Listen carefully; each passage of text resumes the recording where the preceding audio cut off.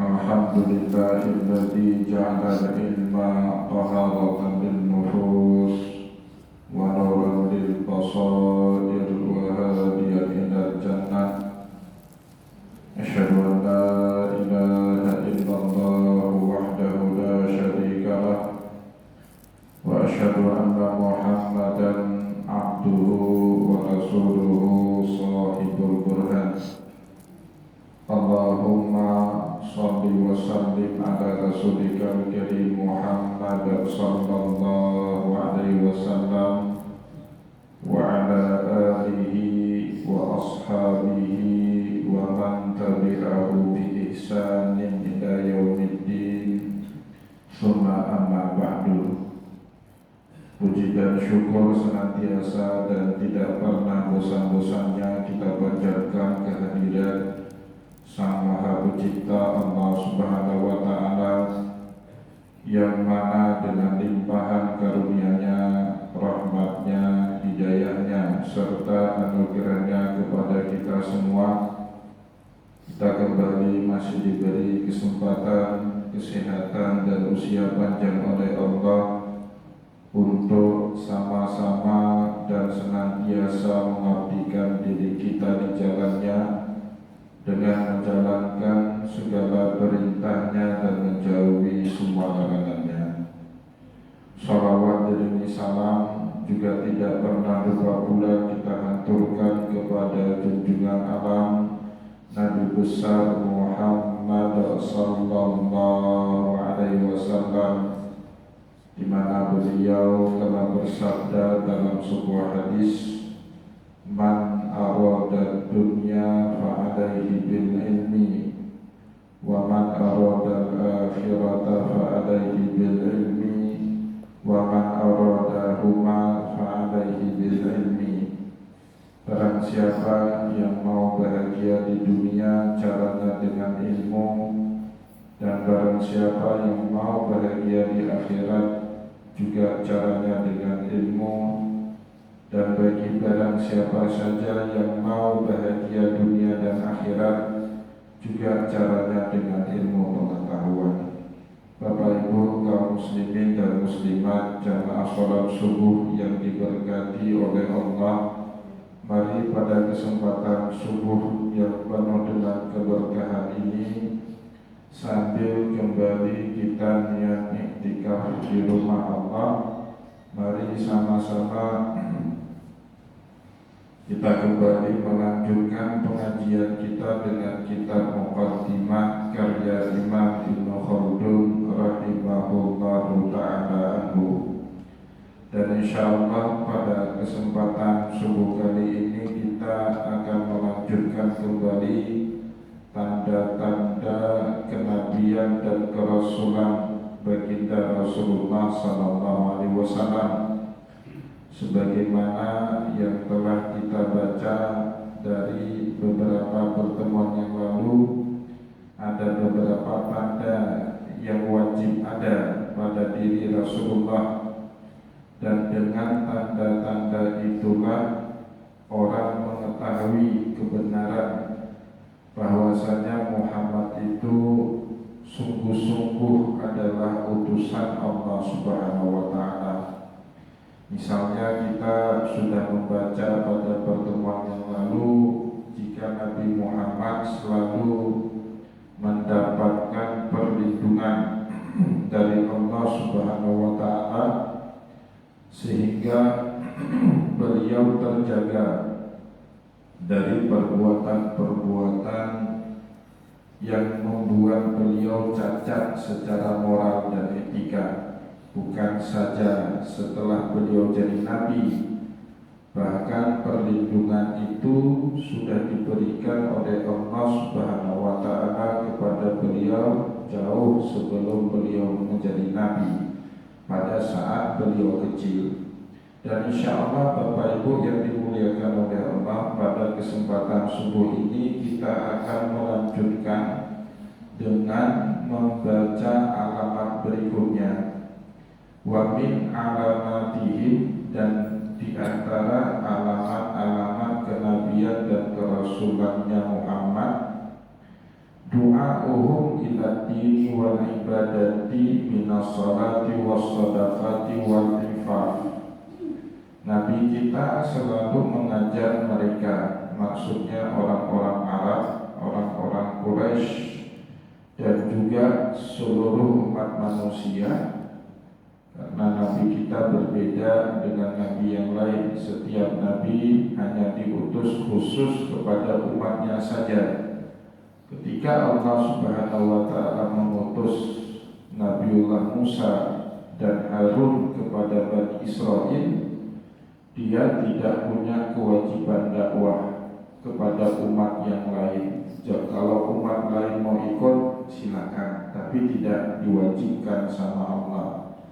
Jika Nabi kita Muhammad berbeda, beliau selain diturunkan di tengah-tengah masyarakat Arab, tetapi kata Allah, wa ma arsalnaka illa kafatan linnas, diutusnya Nabi kita Muhammad juga untuk seluruh bangsa, untuk semua suku dan bahasa.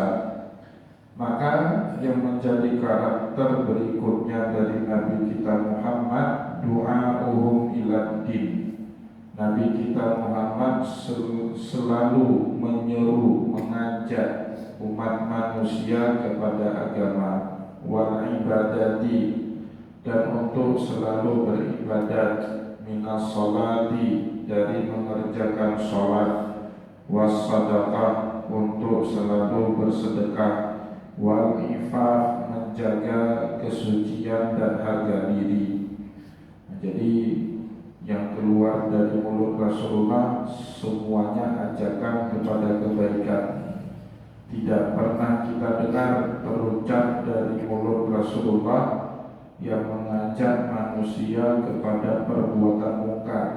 Semuanya kalimat huruf yang keluar dari mulut Nabi Muhammad hanyalah bertujuan mengajak untuk melakukan perbuatan ma'ruf. Begitu juga perilakunya Rasulullah. Jadi apa yang beliau ucapkan sama dengan apa yang beliau lakukan. Beliau mengajak orang lain taat beragama, Nabi kita terlebih dahulu manusia yang paling taat dalam menjalankan perintah agama. Maka pada saat datang 3 orang Bapak Ibu mengaku lebih dalam melakukan ibadah-ibadah tertentu di depan Rasulullah, ada satu orang mengaku, ya Rasulullah, ini asumu walam uftir, saya setiap hari puasa dan tanpa ada hari tanpa berpuasa.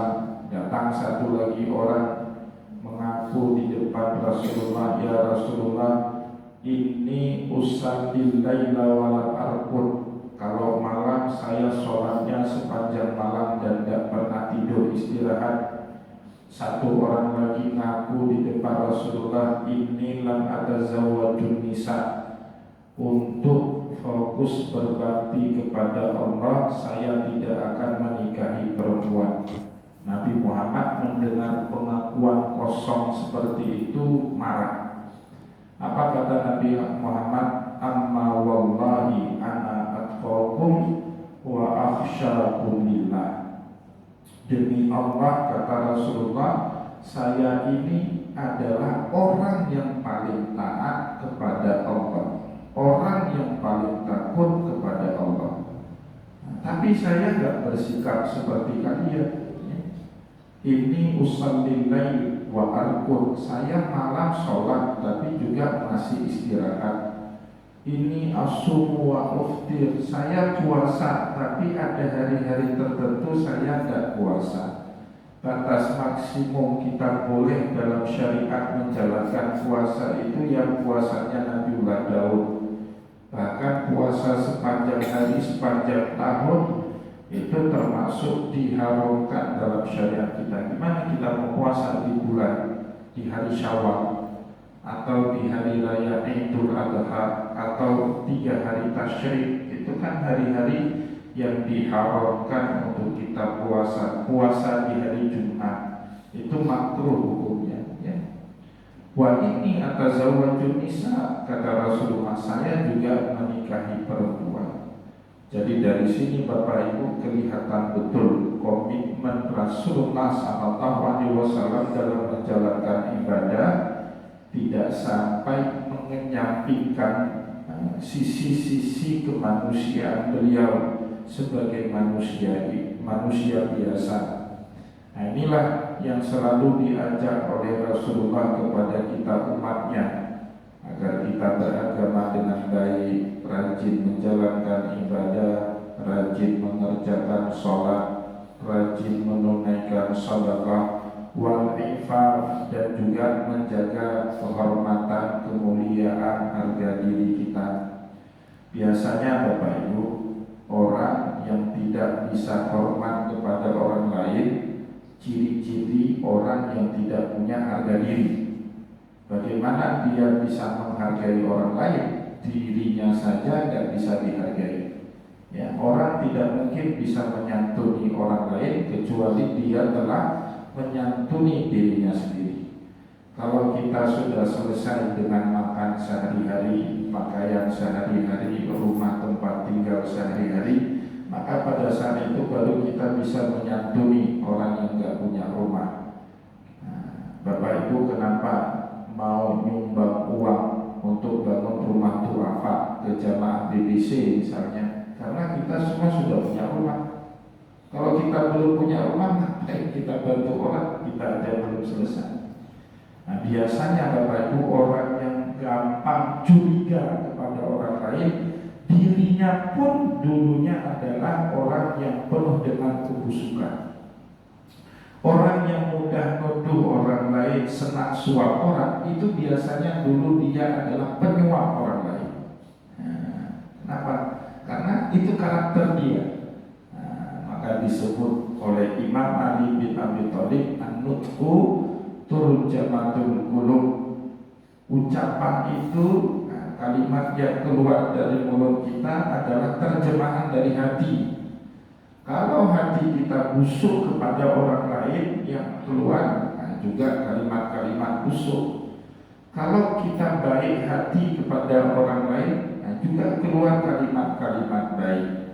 Kalau kata Rasulullah, al-ma' bima fihi yattaq, air atau wajana atau wadah hanya akan mengeluarkan air yang ada di dalam isinya.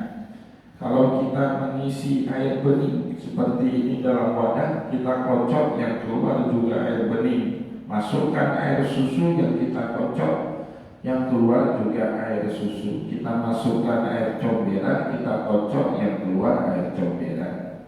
Ya, maka kalau Nabi mengajak kita selalu taat ke agama, rajin beribadah, mau mengerjakan sholat, mau menunaikan zakat dan sedekah, selalu mengajak kita menjaga kesucian diri, pastilah Nabi Muhammad orang yang lebih pertama berkomitmen untuk melakukan apapun yang ia ajak, apapun yang ia dakwahkan kepada umat.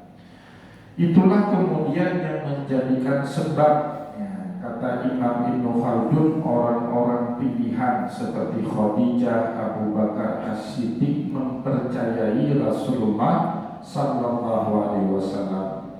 Wa qad istadallat Khadijah ala sidqihi sallallahu alaihi wasallam bidzalik. Jadi Khadijah menjadikan itu dalil kejujuran, kebenaran, adanya hak pada diri Rasulullah SAW. Jadi Khadijah itu mau menikah dengan Nabi dari mana? Karena dia memutus seorang budak namanya Maisarah. Mohon maaf Bapak Ibu, hati-hati, Maisarah ini bukan perempuan. Ya. Kalau perempuan Maisarah, maka dalam perjalanan jauh itu Nabi Muhammad berkhalwat dengan wanita yang bukan mahramnya.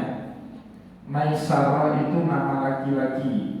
Celakanya datang orang Indonesia memakai nama Maisarah itu memberi nama anak perempuan. Itu celakanya orang Indonesia itu. Maisarah itu di Arab nama laki-laki, tapi di Indonesia jadi nama perempuan, kaget lah. Nah, kayak misalnya ada orang Arab laki-laki tapi namanya Mutia, kaget nggak Bapak Ibu?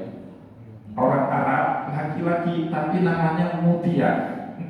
Kenapa? Mutia itu kan aslinya bahasa Aceh itu kayak nama itu perempuan, tapi dipakai untuk laki-laki. Nah, maka bisa kemana-mana nanti pemahaman orang. Jadi Maisarah itu budak laki-laki, dia sengaja diutus oleh Khadijah selain untuk menemani misi dagangnya Rasulullah, dia juga ditugaskan oleh Khadijah memantau bagaimana sebenarnya Nabi. Nah, jadi Bapak Ibu, saya hari pertama masuk pesantren itu ada doktrin kami di pesantren itu jangan pernah merasa tidak dilihat, tidak dipantau. Itu doktrinnya seperti itu. Orang sebenarnya memantau kita langsung atau secara tidak langsung, cuma kita saja yang tidak sadar. Cara kita makan, cara kita bertutur kata, cara kita bersikap. Khadijah juga ternyata memantau Rasulullah. Sepulangnya dari misi dagang ke negeri Syam itu Maisarah banyak cerita. Ini Rasulullah, ini Muhammad. Waktu itu belum jadi nabi. Yang berbeda dengan pedagang pada umumnya, dia nggak mau macam-macam, nggak mau mengurangi timbangan, nggak mau curang. Dia ucapkan harga apa adanya. Itulah Rasulullah, sehingga membuat diri Khadijah makin kagum kepada Rasulullah, dan akhirnya Khadijah lah yang melamar pertama sekali Rasulullah Sallallahu Alaihi Wasallam. Padahal Nabi Muhammad itu bukan kalangan elit Mekah. Ya, biasanya perempuan kalau sudah mapan, menjanda, kaya raya, susah menikah dengan laki-laki yang bukan siapa-siapa. Kecuali laki-laki itu punya keistimewaan yang tidak ada pada diri orang lain, dan itu ditemukan oleh Khadijah pada diri Rasulullah Sallallahu Alaihi Wasallam. Nah, maka Imam Ibnu Khaldun sengaja menuliskan kalimat di dalam kitab muqaddimahnya, wa qad istadallat Khadijatu ala sidqihi sallallahu alaihi wasallam bidzalik. Khadijah itu terpesona dengan kejujuran Rasulullah, bukan hanya sekedar ucapan, tapi dari perilakunya Rasulullah dilihat sama dengan apa yang ia ucapkan. Bahkan nanti Bapak Ibu kalau kita baca di dalam Sahih Bukhari, sepulangnya Nabi Muhammad Sallallahu Alaihi Wasallam dari Gua Hira, setelah Nabi bertemu dengan malaikat Jibril, didekap kencang-kencang oleh malaikat Jibril, diminta Rasulullah untuk mengucapkan Iqra, dibantah oleh Nabi dengan jawaban ma'ana biqari, diulang sampai 3 kali sama malaikat Jibril. Pulang Rasulullah dalam keadaan menggigil. Apa kata Khadijah saat pertama sekali mendengar cerita Rasulullah yang bertemu dengan makhluk aneh di dalam Gua Hira? Apa kata Khadijah? Wallahi kalla ma yuhzikallahu abada. Demi Allah, dan selama-lamanya kamu tidak akan mungkin disakiti, dikecewakan oleh Allah Tuhan kita. Kenapa? Innaka, itu jawabannya Khadijah ya. Innaka tasduqul lisan wa tahmilul kalam wa tukri'ud duyuf wa tu'inu ala nawa'ibil haq. Ada 5 ya. Innaka la tasilur rahim. Kamu demi Allah tidak akan pernah disakiti dan dibuat kecewa sama Allah. Kenapa? Kata Khadijah, karena pada dirimu ada 5 hal yang jarang ada 5 hal ini pada orang lain. Yang pertama apa kata Khadijah? Innaka latasilur rahim. Kamu itu orang yang senang menyambung tali silaturahim. Bapak Ibu, kita tidak punya duit tapi punya banyak teman, itu insya Allah tidak apa-apa. Minimal tahu kita berutang siapa. Itu modelnya apa? Silaturahim. Maka orang yang rajin silaturahim, yang mau senang bertegur sapa dengan orang lain, hidupnya itu tidak akan pernah dibuat kecewa dan menyedihkan sama Allah. Nah, rajin-rajinlah silaturahim, terutama di kedai kopi pagi hari ya. Itu tempat silaturahimnya orang Aceh. Ya, semua selesai masalah di situ. Walaupun kadang-kadang nambah masalah. Apa nambah masalah? Udah ngopi, banyak lagi makannya, pesan lontong pakai daging rendang, lupa bawa dompet. Itu nambah masalah itu. Nah, itu yang pertama, Pak. Rajin silaturahim, kita hidupnya tidak akan pernah dibuat susah sama Allah. Yang kedua, watasdukul lisan. Lisanmu itu tidak pernah bohong, jujur. Ada orang, Pak, ditanya sama istri, Pak Bro, nyol tengah dirmo kawan, panena, kenapa istri kita ngomong itu? Karena itu kita sering bohong. Jadi Bapak Ibu kalau duduk sama kawan, istrinya membantah apa yang diucapkan sama suaminya, yakinlah suaminya itu sering bohong sama istrinya. Panena, nyawa, betul nyol, congkel. Istrinya juga nggak percaya, itu tandanya kita sering dusta sama istri. Tapi kalau kita percaya, dipercayai sama istri, tandanya apa? Kita nggak pernah ketahuan bohong sama istri kita. Nah, itu tasdukul lisan. Nabi kita Muhammad lisannya itu nggak pernah bohong, jujur. Tahilul kalam. Nabi Muhammad suka membantu orang yang susah. Nggak bisa lihat Nabi kita orang susah itu tergerak aja. Apa bantu pakai uang, bantu pakai tenaga, bantu pakai pikiran. Nggak bisa susah, nggak bisa lihat orang susah. Orang seperti itu biasanya mudah dan tidak akan pernah dibuat kecewa oleh Allah. Janji Allah kan, Allah kalau buat janji Bapak Ibu la yukhliful mi'ad, tidak akan mengingkari janjinya. Beda dengan kita manusia, hobinya memang ingkar janji. Tapi kata Allah, janji Allah dalam Al-Quran, inna rahmatallahi qaribun minal muhsinin. Sesungguhnya rahmat Allah itu sangat dekat dengan orang-orang baik. Orang baik itu siapa? Orang yang senang menolong orang lain. Maka prinsip dalam kehidupan ini, Pak, yang diajarkan oleh Rasulullah apa? Yasiru wala tu'asiru, mudahkanlah urusan orang, jangan dibuat repot. Kalau di negara kita bisa dibuat repot, kenapa dipermudahkan? Jangan dibuat repot. Nah, Rasulullah punya karakter itu, tahmirul kalam, nggak bisa lihat orang susah itu. Nabi kita itu orang yang punya karakter seperti itu tidak akan dibiarkan hidupnya kecewa sama Allah. Ya? Apalagi tukrikun duyuf, senang memuliakan tamu. Ini punya orang Aceh yang tidak lagi diterapkan oleh orang Aceh. Orang Aceh sekarang Pak paling pintar ngompas dan ngerampas tamu. Nah, itu pintar. Kalau ada tamu Malaysia Pak tanya beli pakaian berapa, harganya 150.000. Tahu orang Malaysia 300 menjadi Pak. Tapi Pak, kemarin saya baru pulang dari Thailand, dari Kelantan itu Uma Temo tanya, cukup Ibu mulia aja nih, padahal kami siapa lah? Ulama juga bukan. Ya, banyak orang awam yang ingin belajar berdakwah di sana kan.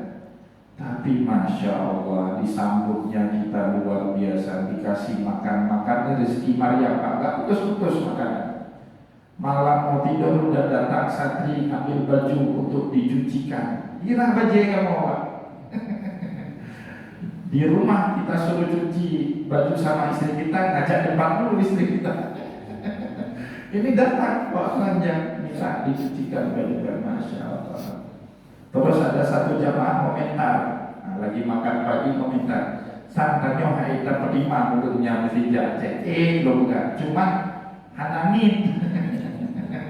Sanggup, lebih sanggup Pak. Orang Aceh lebih kaya daripada orang Patani. Patani itu daerah termiskin di Thailand itu. Yalah, Patani, Naratiwat itu daerah miskin. Dan kemiskinannya nampak. Tapi kalau datang tamu, apalagi kalau tamunya orang Aceh, Bismillah, Masya Allah itu, oh, luar biasa dibiarkan tamu. Maka orang seperti itu Pak, nggak akan pernah susah hidupnya. Dan kita pun kan seandainya datang orang Patani ke Aceh, sampai hati kita nggak memuliakan mereka, nggak sampai hati Pak. Meskipun orang Aceh kerang bunga, bek kersinget, kita bek cara 3 bekak, itu nggak sampai hati kita membiarkan mereka, menelantarkan mereka. Nah, orang yang senang memuliakan tamu, hidupnya tidak akan pernah dibuat susah sama Allah.